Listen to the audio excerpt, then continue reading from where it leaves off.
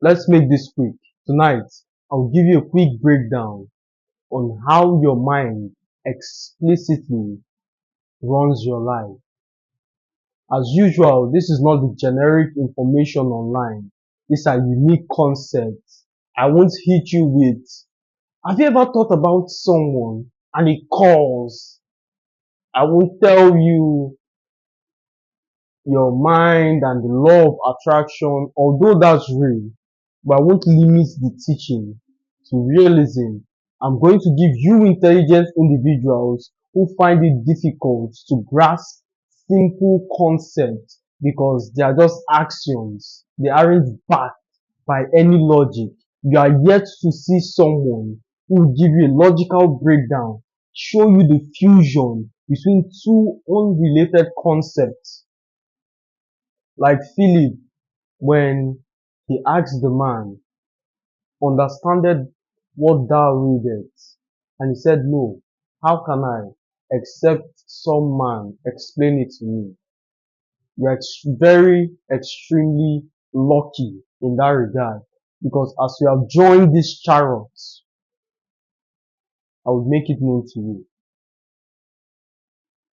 So your mind runs your life, because before you take action, you think about it. Unfortunately, the subconscious, their actions you take subconsciously. For instance, putting on your slippers, you do not consciously, at least as an adult, say left. No, it's something you do unconsciously. By that logic, there are certain actions that you take most likely to your detriment. But before you took those actions, there is a belief system, there is a thought process that powers the unconscious action. I'll give you an example. Most of the times when you harbor hate, I'm trying to spread positivity. Let's use another example. But most of the times when you want to say something to someone, let's say you prepared something to say to XYZ, you are trying to confront him about a situation. Unconsciously, when you meet that individual, you say the exact same thing you prepared to say. Now, this might seem logical, but you notice, especially if you're a sentient individual, if you if you replay your conversations, that you did not consciously, you did not deliberately want to say those things. It just came out.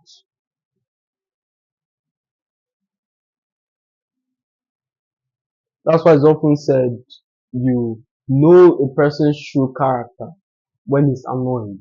Because when he's pissed off, every single thing he harbored in his heart, you would hear. That's why the Bible says, out of the abundance of the heart, the mouth speaketh. So your mind, the subconscious mind, controls your action. It's not necessarily limited. And can you see?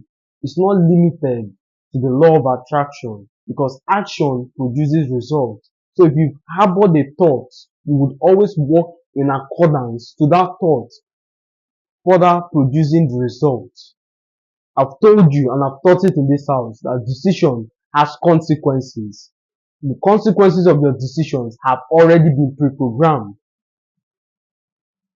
If I pick up a lighter, place it above my hand, it would burn me. Now, why are my hands not burning? Because I've not taken the decision that activates that consequence. Burn.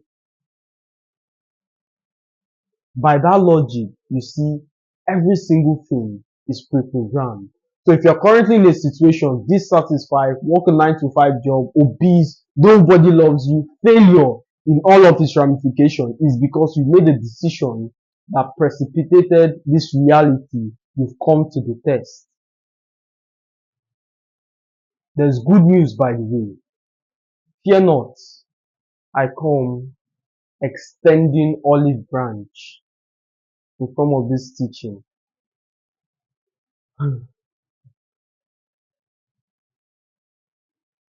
In the same vein, if your destiny can be programmed through actions, it means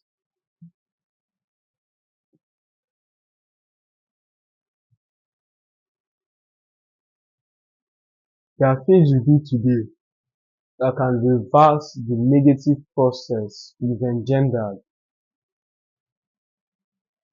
So for instance, you can start taking good and positive actions that counters the negativity you've so piled up. Unfortunately, ignorance of a situation doesn't alienate you from the consequence. I'll say that again for those of you who are writing. Ignorance of a situation doesn't alienate you from the consequence. When was the last time a kid who put his hand in a plug and electricity goes, whoa, whoa, whoa, stop? That's a kid.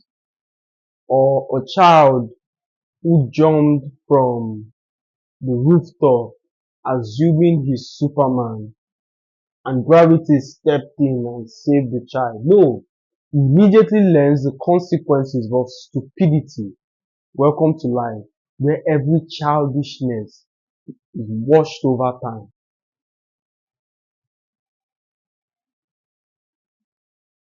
So saying you have no idea the cigarette will burn your lungs doesn't stop your lungs from getting roasted. The decision have consequences. Look at your life today. All of these decisions, what did they ladder up to? My actions, what did they ladder up to?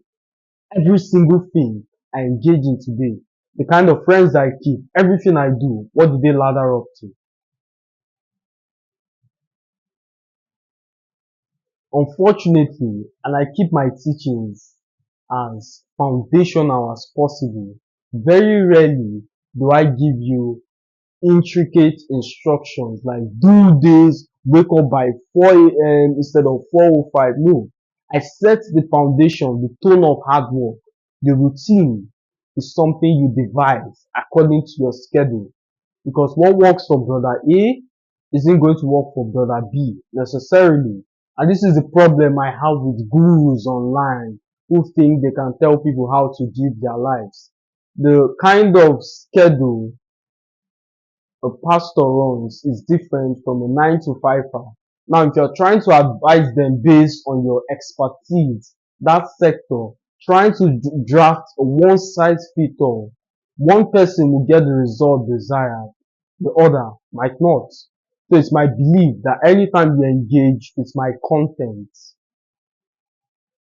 it profits everybody. Old, young, slow, everybody.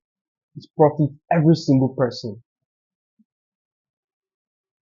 But most people detest this idea. You know why?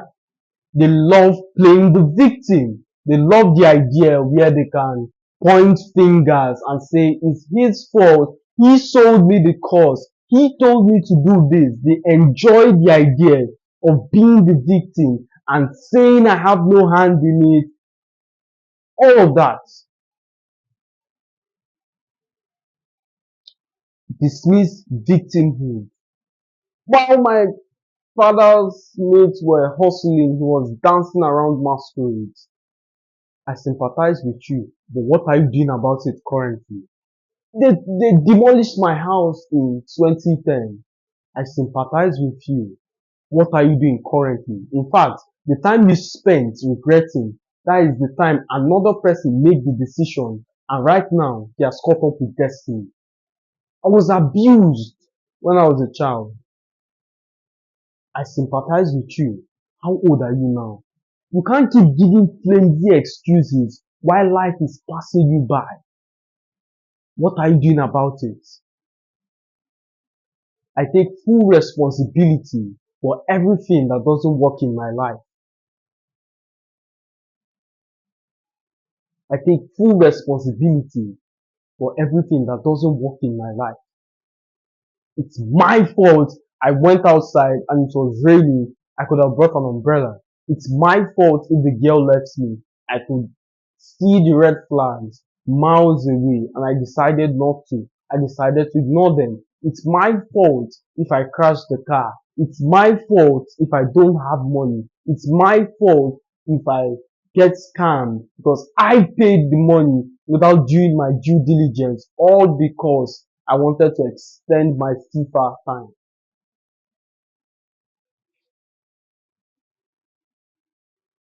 Take full responsibility. That's how champions are made.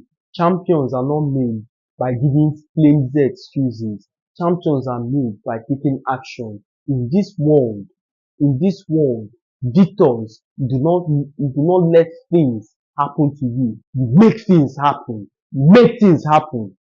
Don't stand there, don't sit down there and blame God, blame people, blame demons. In fact, we magnify devil. In fact, we give more credit to the devil than usual, and he's happy. We magnify him beyond his proportion. All the things are credited to him. Most times are consequence of our action. Most times are consequences of providence.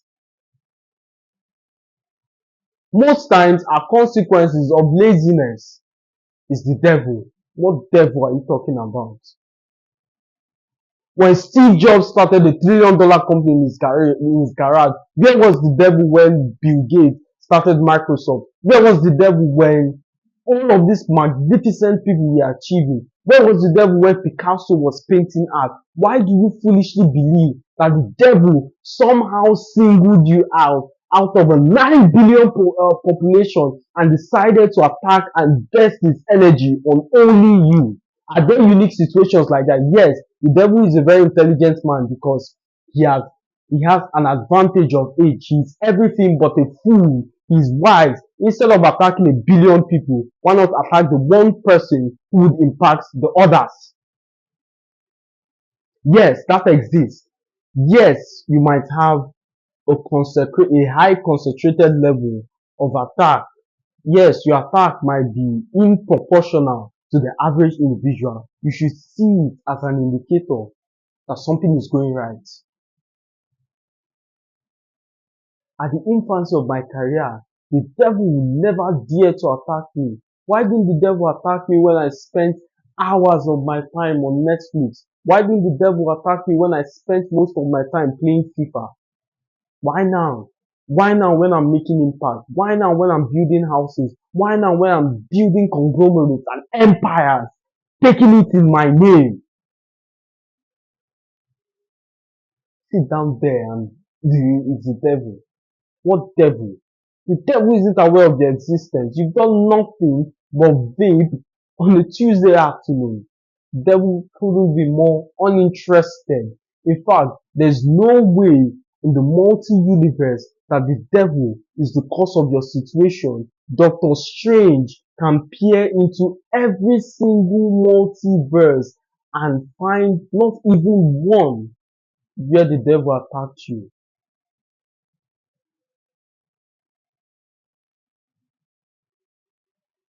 Your mindset. That's why the Bible says, guard your heart with all diligence, for out of it are the issues of life. The God of this world has an agenda to blind the hearts of people, to blind the minds of people. So he doesn't need to touch your physical body. All he needs, introduce a false information and the body follows suit. Remember my teaching on cause and effect. Remember my teaching on action and reaction, decision and consequence. That's why when Jesus saw mad people, he healed them. It was a statement. He didn't just heal because he loved healing or he was benevolent.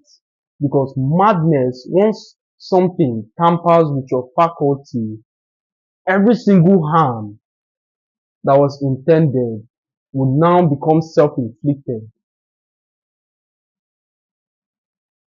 There's every potential you can, but the person risk himself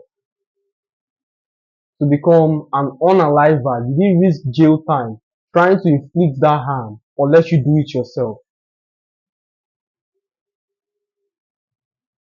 Sun Tzu famously said that the best wars or the best kind of win are the wars that aren't fought. So the best kind of battles, the best kind of win are the ones that aren't fought. You self-inflicted it to yourself.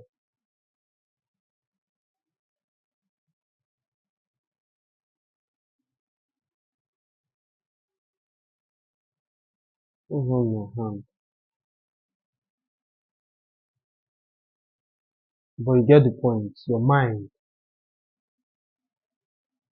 When you see destructive information online, like the LGBTQ and the pride community, I want you to know it's an attempt to